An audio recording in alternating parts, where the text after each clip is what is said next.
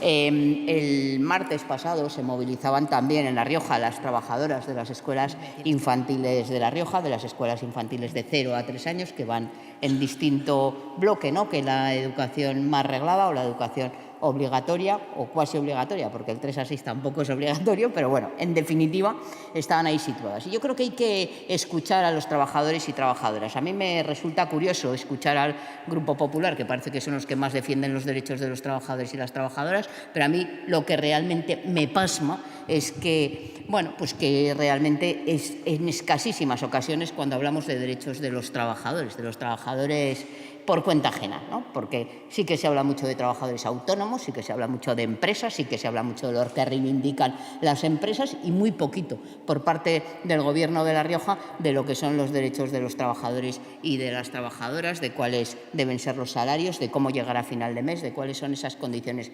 laborales. Mucho menos se habla aún de los trabajadores y de las trabajadoras específicamente del sector de los servicios, de los derechos fundamentales, de los cuidados que engloban en toda su extensión el cuidado de las personas a las que más queremos. Parece, luego, mira, ¿dónde está la señora Martín? Que se nos escandalizaría, bueno, se nos escandalizaría porque ella, bueno, reconoce enormemente la tarea de los profesionales sanitarios, de los educadores, de los trabajadores y trabajadoras del ámbito social, como no, seguro que también el señor Galiana agradece enormemente el esfuerzo de las trabajadoras del 0 a 3 años. Pero yo, erigiéndome aquí, aunque nadie me haya nombrado, en representante de ellas, porque vengo a traer un poco también su voz, en ese sentido, bueno, pues yo les pediría que escucharan lo que reivindican, porque cuando las ponemos tan en valor, les reconocemos tanto y les agradecemos tanto, pues igual sería mejor que reconociéramos su labor, pues como se reconoce la labor de los trabajadores y las trabajadoras. Y es con salarios, con horarios dignos, con refuerzo de plantillas, con sustitución de los trabajadores y de las trabajadoras que están allí. Y eso lo hacemos porque debemos respetar el derecho laboral y debemos respetar el derecho de las trabajadoras. Pero también lo hacemos porque nos preocupa la calidad educativa de los chicos y de las chicas, de los niños y de las niñas, en concreto del 0 a 3 años. Nuestra sociedad tiene un problema serio cuando si hay una profesión que está denostada, que está poco valorada, que está poco retribuida, es precisamente el sector de la docencia, es precisamente el sector de los cuidados.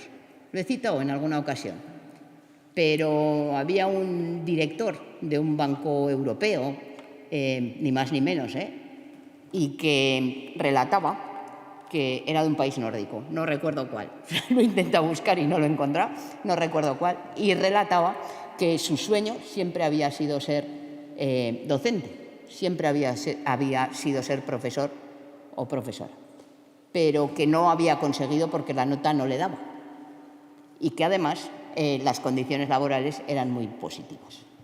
Algo pasa en una sociedad como la nuestra, donde la profesión docente, las personas que educan al futuro, ¿no?, de la sociedad, a esos chicos y chicas, a esos niños y niñas, pues están no lo suficientemente valoradas a final de mes con la nómina, no lo suficientemente valoradas en cuanto a condiciones laborales, y cuando da igual que tengan unas ratios de 20, de 30, de 40, pues ahí se apañen. Da igual el nivel de necesidades especiales que haya en un aula, da igual todo, y lo dejamos de valorar. Y el problema es ese, es que tenemos una sociedad que valora más el ser capaz de ganar muchos números, mucho dinero, muchos euros, aunque sea en base a la especulación que no juega ningún papel social, pero eso es lo que valoramos. Porque no nos olvidemos, estamos en el sistema capitalista y la valoración se concreta también pues, en esos salarios.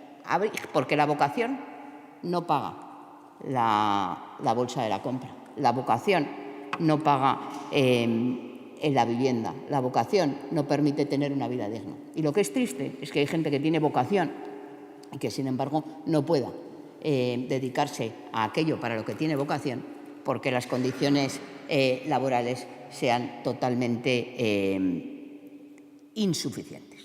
En ese sentido, lo primero que hay que hacer es definir cuál es la situación de la educación 0 a 3 años. Porque la propia LOMLOE contempla esa educación como a 0-3 años como una etapa educativa. Por lo tanto, dejemos, he tenido cuidado de no mezclar aquí los cuidados, porque creo que no hay que mezclar los cuidados, aunque es evidente que educar también es cuidar. Pero hay que diferenciarlo porque si no empezamos a anteponer exclusivamente una prioridad que es la conciliación laboral.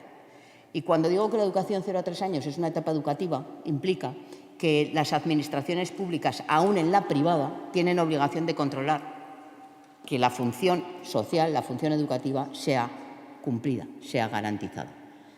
En ese sentido, pues yo les plantearía que escucháramos a las trabajadoras, que no solo las reconociéramos, no solo las felicitáramos, no hagamos como hicimos en la pandemia con las profesiones sanitarias, sino que, sobre todo, escucháramos sus demandas. Porque muchas de ellas obedecen a su propia situación personal y es lícito, evidentemente. No pueden seguir trabajando en este sector con unos salarios que escasamente superan el salario mínimo interprofesional, afortunadamente.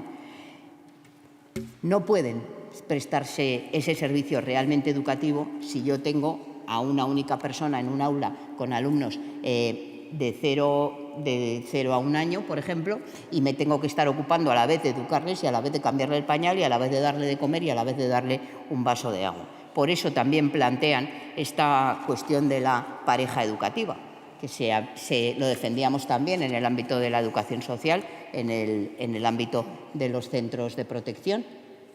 Y en ese sentido, pues es evidente que aunque haya menos niños, no se puede dejar a un niño desatendido. Por lo tanto, es que una única persona no puede estar en ese aula. Por lo tanto, es fundamental reducir ratios, pero también es fundamental garantizar que se establece esa pareja educativa también en nuestra comunidad autónoma. Y qué casualidad, casi siempre que venimos con estas reivindicaciones, con estas movilizaciones que se están celebrando en estos tiempos, pues tiene mucho que ver también con la feminización de la pobreza. Tiene mucho que ver con cómo se está discriminando a los sectores específicamente más feminizados.